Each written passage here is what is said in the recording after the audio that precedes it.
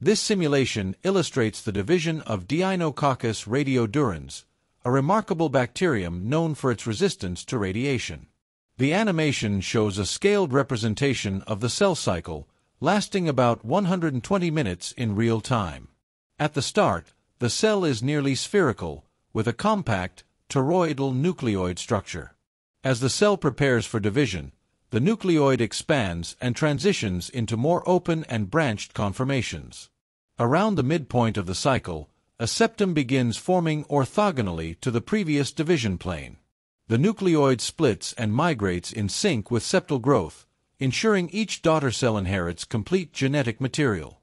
As the septum closes, the cell divides into two, a dyad. Over successive cycles, this leads to the formation of tetrads.